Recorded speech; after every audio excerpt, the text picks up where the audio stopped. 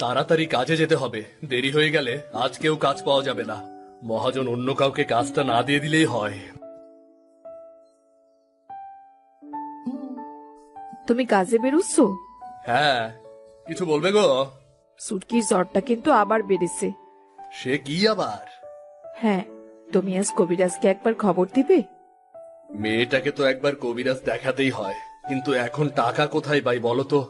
আচ্ছা, আমি দেখছি কি করা যায়। আর একটা কথা, বলো, বলে ফেলো। ছেলে মেয়েগুলো শুধু ডাল দিয়ে ভাত খেতে খেতে হাঁপিয়ে উঠেছে।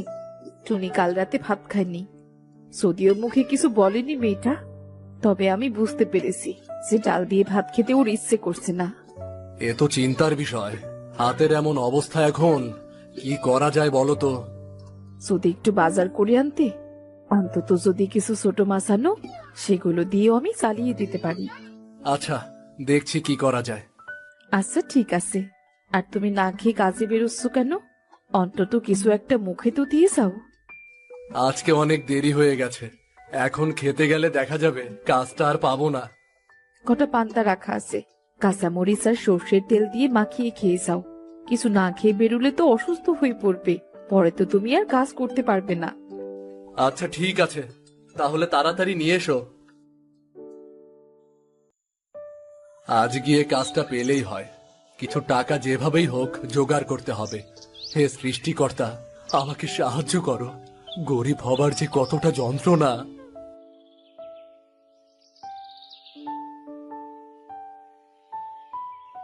আর কামাল, তুই কোথায় যাচ্ছিস? তোর না কাজে যাওয়ার কথা? আরে আমি তো কাজেই যাচ্ছিলাম। যাক, দেখা হয়ে ভালোই হলো। কেন রে, কোনো কিছু হয়েছে নাকি? সমস্যা কোনো? আজ কাজে গিয়ে কোনো লাভ নেই রে। আজ কাজ কম, মহাজন অন্য লোক নিয়েছে। আমাকে কালকে যেতে বলেছে। কাল থেকে আবার আমাদের কাজ শুরু হবে। এ তো ভারী বিপদ হলো। কাজ না পেলে তো সমস্যা হয়ে যাবে রে। ছোট মেয়েটা অসুস্থ, ভেবেছিলাম একটা কবিরাজ দেখাবো। এখন কি করি বলতো? কাজ না পেলে তো টাকাও পাওয়া যাবে না। আমি দক্ষিণ পাড়ার এক মহাজনের কাজ মাঝে মধ্যে করে দিই। তুই চল আমার সাথে, নিশ্চয়ই ওখানে কাজের ব্যবস্থা হয়ে যাবে। আচ্ছা ঠিক আছে, চল চল।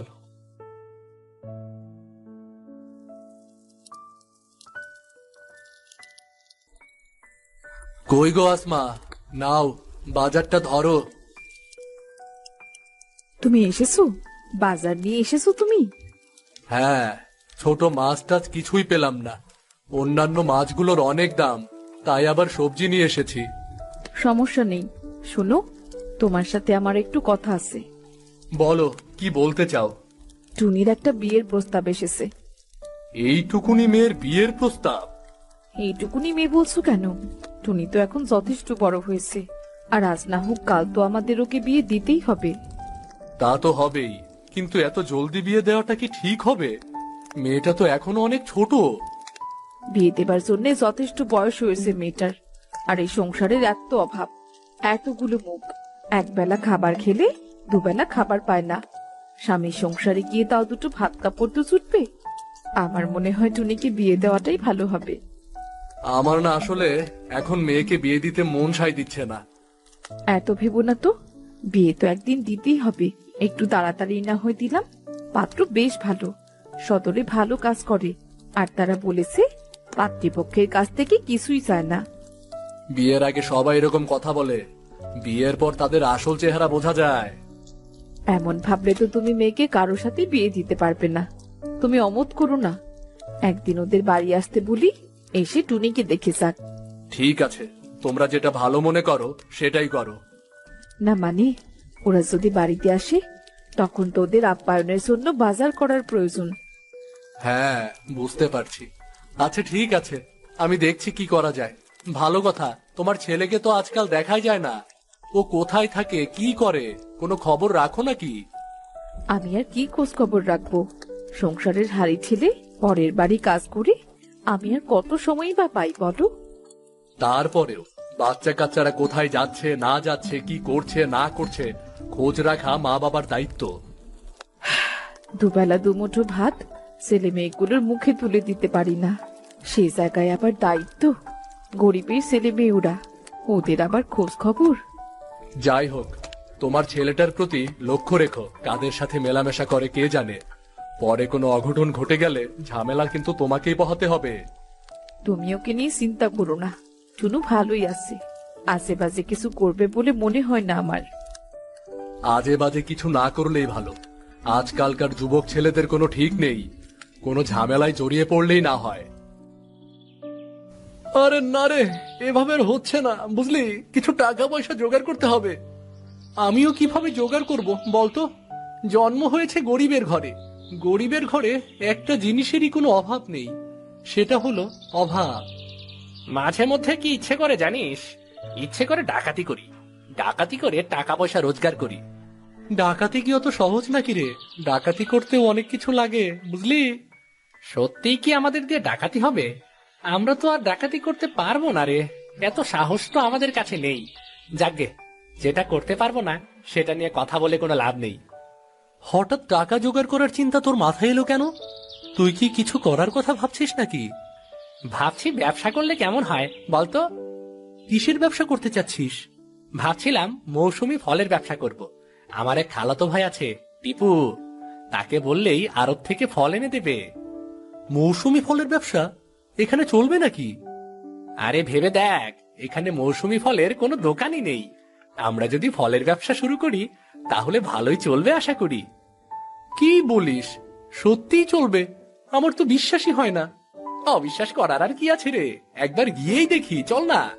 টিপু ভাই তো বলল 6 মাসের মধ্যে বিনিয়োগের টাকা দ্বিগুণ হয়ে যাবে। সত্যি হবে নাকি রে? টিপু ভাই তো তাই বলল, সেও তো এভাবেই ফলের ব্যবসা শুরু করেছিল, এখন তো বাড়িতে নতুন ঘর তুলে ফেলছে। সত্যি নাকি? হ্যাঁ, সামনে নাকি খালুকে হালের গরু কিনে দেবে।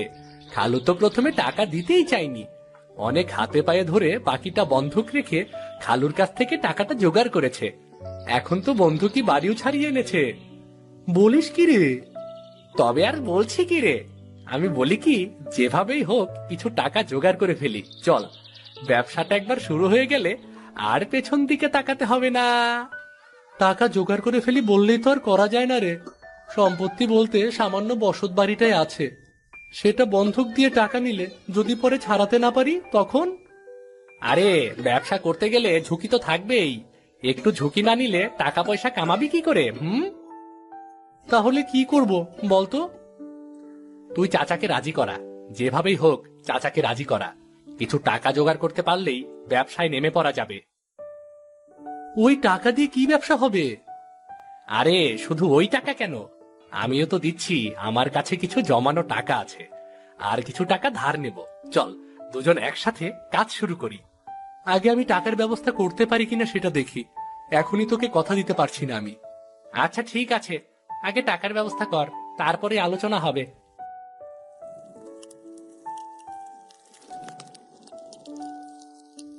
ছুটকি, তুই এখানে কি করছিস? গরম পানি করতে এসেছি আপা। আমার তো মাঝে মাঝে পায়ে ব্যথা হয়। কবিরাজ বলেছিল প্রতিদিন কিছুক্ষণ গরম পানিতে পা ডুবিয়ে বসে থাকতে। তোর কিচ্ছু করতে হবে না, তুই তো অসুস্থ। যা গিয়ে বিশ্রাম কর, আমি তোকে পানি গরম করে দিচ্ছি। আর কত বিশ্রাম নেবো আপা? সারা দিনই তো বিশ্রাম নিচ্ছি। যতদিন অসুখ ভালো না হয় ততদিন তোকে বিশ্রাম নিতে হবে। কোনো সমস্যা আছে?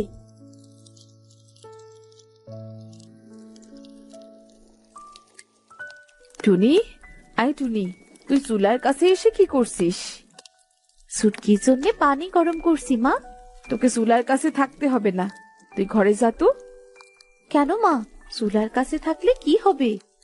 তোর না বিয়ের কথাবার্তা চলছে, চুলার কাছে থাকলে তো গায়ের রং ময়লা হয়ে যাবে।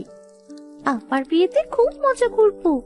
অনেকদিন কোনো বিয়েতে মজা করা হয় না। চুপ থাক, আমি বিয়ে করলে তো মজা করবি। মা, আমি বিয়ে করব না। ইস, বললেই হলো যে বিয়ে করবি না। পাত্রপক্ষ আজ তোকে দেখতে আসবে, যা ঘরে যা। নিজের ছেলে বলে বলছি না, আমার ছেলে মঈন আসলে অনেক ভালো মানুষ। সদরে ব্যবসা করছে, বেশ ভালো টাকা আয় করছে। বাবা মঈন, তোমার ব্যবসাটা কিসের? জি, আমার সদরে মুদি দোকান আছে একটা, আর বন্ধুদের সাথে মাছের ব্যবসা আছে। আচ্ছা, তাহলে তো বেশ। আমরা মেয়েকে শুধু একটা ভালো পাত্রের কাছে বিয়ে দিতে চাই, যে কিনা একজন ভালো মানুষ হবে। আমাদের আর কিছুর প্রয়োজন নেই। আমরা শুধু আমাদের ঘরের জন্য একজন ভালো মেয়ে চাচ্ছি। আপনাদের মেয়ের কথা আমরা শুনেছি, সেজন্যই প্রস্তাব পাঠানো আর কি। আমাদেরও আপনার প্রস্তাব পছন্দ হয়েছে। টুনির মাকে আমি সে কথাই বলছিলাম। টুনি মা, তুমি ভেতরে যেতে পারো মা। বেআই সাহেব, মেয়ে আমাদের খুবই পছন্দ হয়েছে। যত তাড়াতাড়ি সম্ভব আমরা দিনক্ষণ পাকা করতে চাই। জি, দিন পাকা করুন, আমাদের কোনো আপত্তি নেই। তবে একটা কথা ছিল। জি বলুন। আমাদের কোনো দাবি দাবা নেই সেটা ঠিক আছে, তবে সদরে আমার ছেলের দোকান আছে। সে দোকানে প্রতি মাসে জিনিসপত্র তুলতে হয়। সেই জিনিসপত্র তোলার খরচ বাবদ কিছু টাকা যদি দিতেন। কত টাকা প্রয়োজন? এই বেশি না, এই ধরুন গিয়ে 50,000। 50,000 টাকা? আপনি তো আমাদের অবস্থা দেখতেই পাচ্ছেন বেআই সাহেব। সব জেনে শুনেই তো আপনারা এসেছেন এখানে। এত টাকা আমরা কোথায় পাবো? ভেবে দেখুন বেআই সাহেব, আমরা তো মাত্র 50,000 চেয়েছি। অন্য কেউ হলে আরো বেশি চাইতো। আপনারা চিন্তা ভাবনা করে দেখুন আর আমাদেরকে জানাবেন। আমরা তাহলে আজ উঠি, কেমন? আচ্ছা, ঠিক আছে।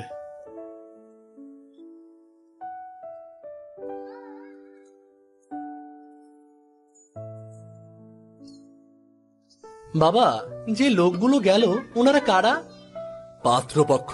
টুনির বিয়ের কথাবার্তা চলছে। টুনিকে দেখতে এসেছে। এত তাড়াতাড়ি টুনির বিয়ে? মা, বাবা, তোমরা এত তাড়াতাড়ি টুনির বিয়ে কেন দিচ্ছ? ও তো এখনো অনেক ছোট। সংসারে এত অভাব, তোর কি কখনো চোখে পড়েছে এগুলো? অভাব দেখেই তো বিয়ে দিচ্ছি রে। গরিবের ঘরের মেয়ে আবার ছোট বড় কি রে? মেয়েকে স্বামীর ঘরে পার করে দিচ্ছি, সেটাই অনেক। ভাত কাপড়ের অভাব হবে না।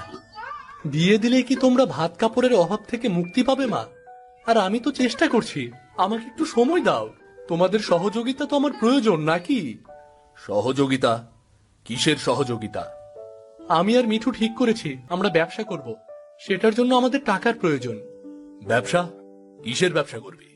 আমরা ঠিক করেছি আমরা ফলের ব্যবসা করব বাবা। তোমার সাথে এই ব্যাপারে কথা বলতে এসেছি। আমার কিছু টাকার প্রয়োজন। তোর কি মনে হয় আমি টাকার গাছ লাগিয়ে রেখেছি যে ঝাড়া দিবি আর টাকা পড়বে? তোর বোনের বিয়ে দেব, পাত্রপক্ষ 50,000 টাকা চেয়েছে। সে টাকা আমি কোথা থেকে দেব সেটাই তো বুঝতে পারছি না। যারা টাকা চেয়েছে তাদের কাছে মেয়ে বিয়ে দেওয়ার দরকার কি? তুমি ওদের না করে দাও। পরে বোনের জন্য পাত্র কোথায় পাবি? পাত্রর খোঁজ তুই দিবি?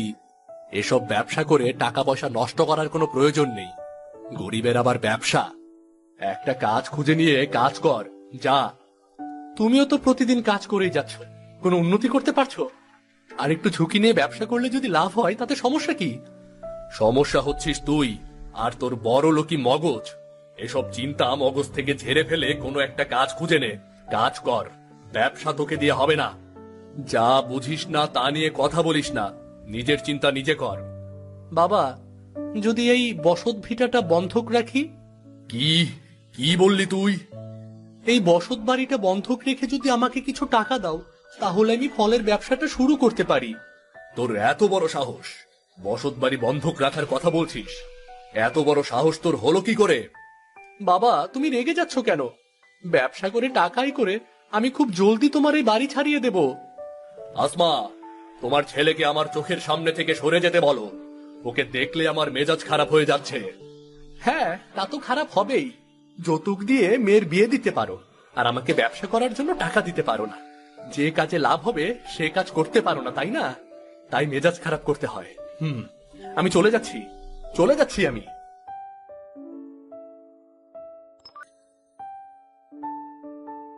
টুনির বিয়ের জন্য তুমি বসত বাড়ি বন্ধক রেখে টাকা নিতে, কিন্তু এই টাকা শোধ করবে কিভাবে ভেবেছো? অনেক বেশি পরিশ্রম করতে হবে, এছাড়া আর কি করব। এখন গরিব বাবার এটাই সংসার, এটাই সংগ্রাম। আগামীকাল ভালোই ভালোই টুনির বিয়েটা হয়ে যাক। ভালো কথা, তোমার নবাব পুত্তুর কোথায় টুনু? টুনু কি আর এখন বাড়িতে থাকে? বাইরে বাইরে কোথায় কোথায় ঘুরে বেড়ায়, কি করে কে জানে। ওকে আগামীকাল বাড়িতে থাকতে বলো। বিয়ে বাড়ি কিন্তু অনেক কাজ আছে। না না বেআই সাহেব, এ আপনার কাছে আমি আশা করিনি। টাকাটা যদি না দিতে পারেন তাহলে বিয়ে হবে না। বিশ্বাস করুন বেআই সাহেব, আমি সত্যি বলছি, টাকাটা ঠিক মতোই রেখেছিলাম, কিন্তু কেন যে টাকাটা খুঁজে পাচ্ছি না আমি বুঝতে পারছি না বেআই সাহেব। টাকা কিভাবে রেখেছেন সেটা আমার দেখার বিষয় না। আমাদের যেহেতু টাকা দিতে পারছেন না, সুতরাং এ বিয়ে হচ্ছে না। চল মঈন। হে সৃষ্টিকর্তা, এ কি সর্বনাশ হলো আমাদের! মেয়েটার বিয়ের দিনে এ কোন অঘটন ঘটলো! বসত বাড়ি বন্ধক রেখে টাকা নিয়েছিলাম, এখন কি করব? আমাকে যে পথে বসতে হবে, আমাকে যে পথে বসতে হবে। খেয়ে দিয়ে আর কি লাভ হবে বলো? যা হওয়ার তা তো হয়েই গেছে। আমাদের মতো গরিব মানুষদের ভাগ্যে সৃষ্টিকর্তা কেন সে এত কষ্ট লিখে রেখেছেন কে জানে। টাকাটা চুরি হয়ে গেছে, কিন্তু এই টাকা কে নিয়েছে আমি মনে হয় জানি।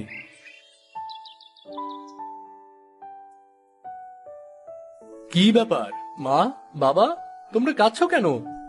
দাঁড়া, তোর হাতে এগুলো কিসের জিনিসপত্র? বাবা, আমার ব্যবসায় অনেক লাভ করেছি। আজ বোনের বিয়ে, ভাবলাম বাড়ির সবার জন্য কিছু জিনিসপত্র নিয়ে আসি। ব্যবসার লাভ? লাভ শিখাতে এসেছিস আমাকে? চুরির টাকায় জিনিসপত্র এনে এখন ব্যবসায় লাভ শিখাচ্ছিস তুই? বাড়ি বন্ধক রেখে তোর বোনের বিয়ের জন্য আমি টাকা এনেছিলাম, সেই টাকা চুরি করতে তোর লজ্জা করলো না? বাবা, তুমি কি বলছো? আমি তো কিছুই বুঝতে পারছি না। আমি তো এগুলো... থাম, আর মিথ্যে বলতে হবে না। তুই একজন মিথ্যেবাদী, শুধু তাই নয়, একজন চোরও তুই। বিশ্বাস করো বাবা, আমি টাকা চুরি করিনি। আমি তো... বাবা মা থামো, ভাইজান টাকা চুরি করেনি। এই নাও তোমাদের টাকা।